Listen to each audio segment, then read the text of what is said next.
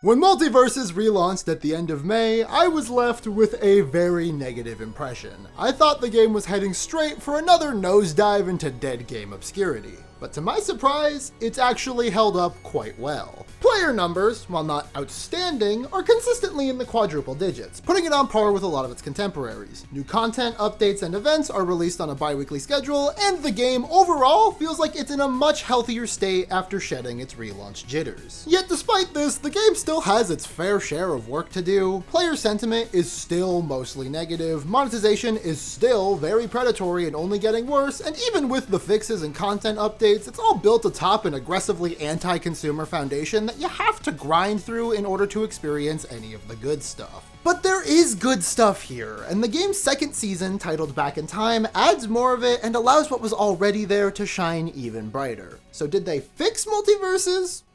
Let's talk about it. Right out the gate, my first impression of Multiversus' second season was far more positive. In my video covering Multiversus' relaunch and first season, which, by the way, I highly recommend you watch as context for the rest of this, I had a sizable portion of the script dedicated to how lousy the first impression was. It wasn't exciting, there wasn't a lot of new content, a lot of the quality of life features from the beta were missing, a lot of the more consumer-friendly choices from the beta were completely eradicated, balance was all over the place, and things as foundational as core gameplay were left overall feeling much worse. And I'll just say flat out, almost all of that monologue is outdated now. The quality of life stuff returned, they've retooled how a lot of the live service elements work, and put considerable effort into adding new mechanics and fixes to make matches feel as polished as possible. Obviously, this is Multiversus we're talking about, so things are never quite as good as they seem, we'll get into that more later, but on paper, it looks good for developer player-first games. And quite frankly, they deserve some kudos for that. Headlining Multiversus Season 2 is Samurai Jack, and while I didn't resonate with his gameplay, I love that he's here. Almost all of Multiversus' roster can be sorted into three camps: nostalgic 80s properties, new age Gen Z cartoons, and nostalgic 80s properties that have sustained popularity for long enough to become new age Gen Z cartoons. And Samurai Jack is a character who is very important to a lot of people around my age who doesn't fit clearly into these descriptors. And he's a fighter. He's from an action cartoon. It makes perfect sense for him to be here, which is something you cannot say about Beetlejuice. Listen, I love Beetlejuice, especially what they've been doing with the property lately. Alex Brightman, Fizzaroli. But his inclusion here feels strange. His moveset didn't click with me at all, and he doesn't tie in very cleanly with the season's theme of Back in Time. Unless, of course, we're traveling back to a time where Beetlejuice was still relevant. WB must have a list of characters that you have to shove into every one of these big crossover things, because I always see characters like Beetlejuice, or the Gremlins, or the Iron Giant, and I have to wonder how much pull these franchises actually have. Plus, we all know they only added him so they could get brand synergy with Beetlejuice in theaters September 6th. I'll see you next season when they add the Wicked Witch of the West, who is also in all these crossovers, to promote the film adaptation of Wicked, a movie that I am so confident is only going to be remembered for causing Ethan Slater's divorce. Added alongside our new characters were two new stages: the Titans Tower from Teen Titans Go, and the WB Water Tower from the first 5 seconds of every Warner Bros. Movie. This game still only really has a handful of stages, and even though most of them end up feeling pretty similar in a competitive setting, the musical and visual variety is heavily appreciated. I really like how Jake and Shaggy hang out and play video games in the background of the Titans Tower stage. Sometimes I forget that this game is an actual crossover, so seeing the worlds blend like this is always fun. I will say, this game has an annoying habit of introducing characters separately from their stages. Like, they announced Samurai Jack, and we know he's eventually getting his own stage thanks to this promo art, but it's nowhere to be seen this season. And then last season, they introduced Townsville and Dexter's Lab without their accompanying characters. I feel like it would be a better play in the long run to bundle these characters with their stages in order to keep hype up. Because now when we do eventually get Dexter or the PPG or probably Raven from Teen Titans, it's not gonna feel as special. I get that they're probably trying to build hype by slowly teasing characters like, oh look, the Powerpuff Girls were in the Joker trailer, they've been here the whole time. But with the way fans interact with these games in the current gaming landscape, it's less, oh man, we're finally getting this character that's been teased since day one, and more, where are these characters that they've been dangling over our heads since day one? I much prefer the Super Smash Bros. Style of shotgun character announcements where you know nothing going in, and by the end of it, know literally everything. Otherwise, it's really easy to notice the glaring absences in the room. Like how you may have noticed that I haven't talked about any of the live service aspects of this live service game. The way Multiversus encourages people to log in day to day is through events, daily challenges that unlock rewards pertaining to whatever theme. Like last time around, there was a whole event based around Shark Week, and you got characters wearing shark heads as a skin. It's cute, if superfluous. Problem being, the endgame rewards for one event were always a key part in the next one. So week 1, if you completed all the challenges and got Velma with a Joker shirt, then in week 2 you would have a challenge that could only be completed by having Velma in that skin. Combine this with the fact that you needed to complete basically all of the available daily and weekly challenges for an event in order to get that endgame skin that you would need for the next one, and you can already see the cracks. If you missed 1 day's worth of challenges, that very well could have been the end of your ability to get anything out of the rest of the season.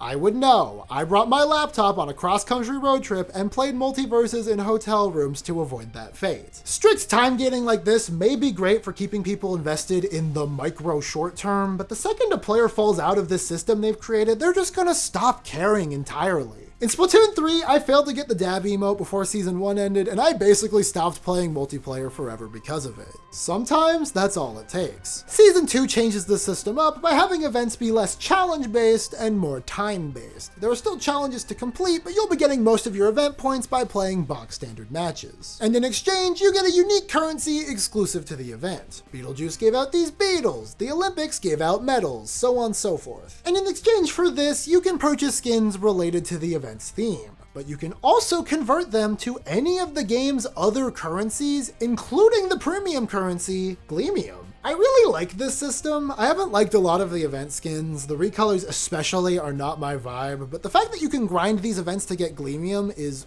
weirdly generous. For a game as greedy as Multiversus, they give this stuff out quite a bit. They give a free-to-play player the opportunity to earn more than enough to afford the game's battle pass, which in turn gives you almost enough Gleamium to completely recoup the cost, and then from there you can earn enough to earn some pretty cool skins decently quickly. Let's be clear, I still don't love how heavy the monetization is in this game, but I haven't spent $1 since beta, and I've had enough extra currency to kit out some of my characters with premium skins. And that's pretty nice for a game like this. You don't see Fortnite giving away V-Bucks, they only raise prices. But it's not all good news. In exchange for being a little looser with giving out free premium currency, events are now way harder to complete. I mentioned earlier that you can now earn event progress through regular battles, but what I didn't mention was that they vastly inflated how long it takes to make that progress. The amount of progression you get from normal matches is entirely dependent on how much time you spent in that match, encouraging you to play slow and boring, and even then, it's not nearly enough for it to feel satisfying. And challenges barely even move the needle. I get the feeling that a lot of people who play these quote-unquote free games view them as some kind of act of charity, like, oh, they're giving us the game for free, we have to be thankful for every piece of content. But no, the game is still the product, and we should still be very critical of any and all avenues of monetization that are hostile to the player. And this blows! For as generous as the folks over at Player First Games come across with some of these choices, it's abundantly clear that they are keeping a very keen eye on the economy for this game and don't want anything to be too good for the player. When every small fix takes weeks to months for it to be implemented, but a player accidentally discovering how to get slightly more fighter currency a little faster is passed within hours, it lets you know exactly where their priorities lie. Honestly, at this point, pick your poison. I can live with the grind being infinitely more insufferable if the time gating is less strict. I personally am far more likely to play a game for a couple hours on one day than for 20 minutes every day, so this system benefits me. That being said, I can very easily see why people would prefer the other way.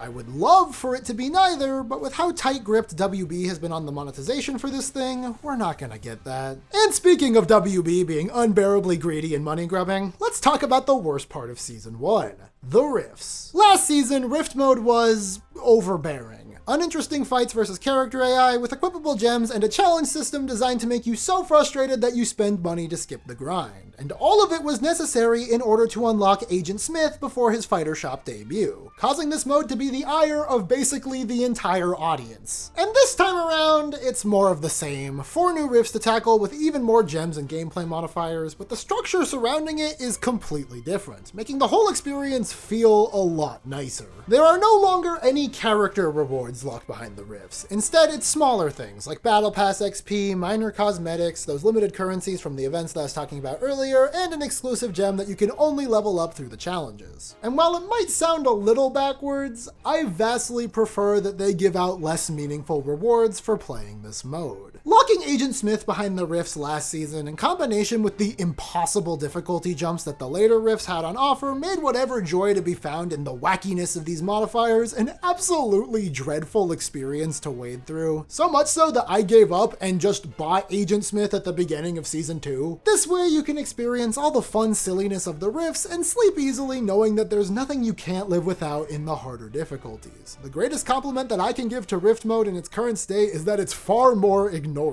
Listen, even if this mode was perfect, which I assure you it's not, this kind of single-player fighting game grind is just not my thing. In terms of long-term fighting game investment, I much prefer to sweat it out online. Which brings us to the biggest addition of the new season, Ranked.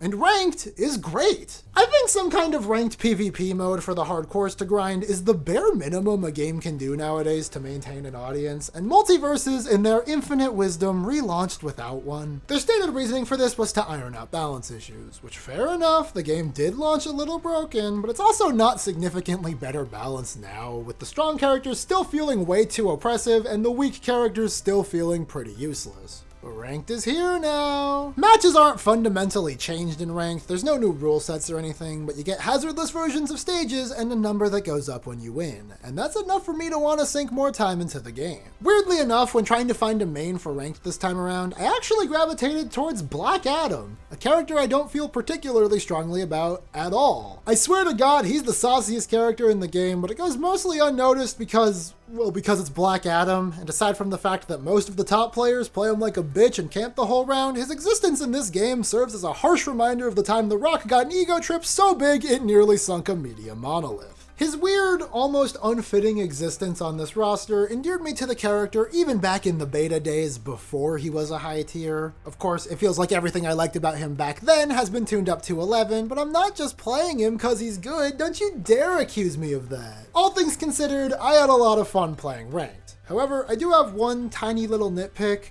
I hate that it's locked to best of 3 sets. Most fighting games have it, so after a match, you can choose whether or not you want a rematch for a best of 3, and it's kinda like an honor system. Like most people online will tell you that you're not being a girl's girl if you're not doing the best 2 out of 3, but it's usually left up to the player regardless. Multiversus does not do that. You can leave after 1 match, but if you do, the game automatically considers it a loss and deducts 2 matches worth of ranked points. And that's just mean. Listen, I like this game, but I'm not blind to its issues. A lot of these characters promote pretty toxic playstyles, and call me a scrub, but sometimes I don't have the patience to sit through getting my shit curb stomped by a Tom and Jerry spamming projectiles twice. I would like the option to just leave without the game considering it 2 rounds lost. Or worse over, if you manage to win against someone who's playing really annoyingly, or someone with bad internet, you have to rematch them or it's counted as a loss for you. I just think forcing you to play matches like this is a bit strange, especially when none of the other big FGC titles do it, and the fact that this game does have pretty pronounced balance issues, you'd think they'd want to avoid shining a spotlight on that where they could. But aside from all of that mess, the simple truth is that I love the core gameplay here, and Ranked is an excuse to play more of it with people who are taking it as seriously as I am. It's a net benefit for the game, 2 thumbs up. So circling back to the question I posed at the beginning of this video, did they fix Multiversus?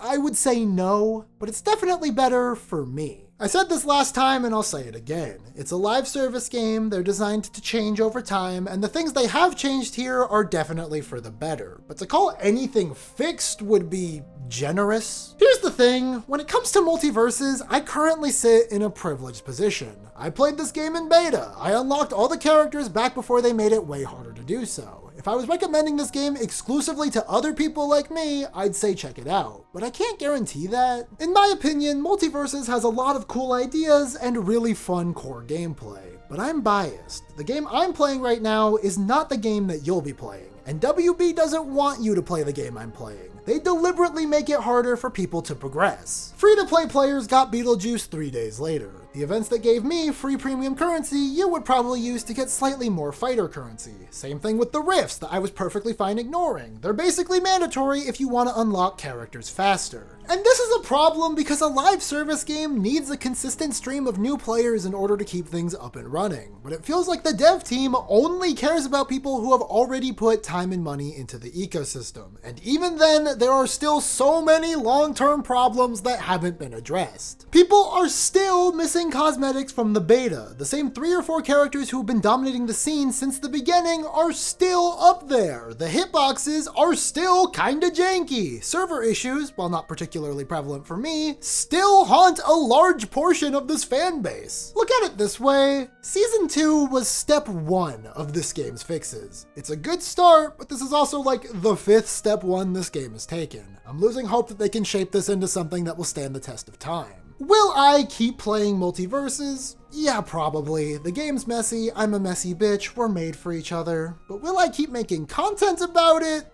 I doubt it. I can only say the same thing so many times. I love this game, I'm hopeful for its future, but I'm sick of waiting. I need to stop looking at it for what I know it can be and start looking at it for what it is. And what it is, at least as of right now, is not really worth talking about. See ya!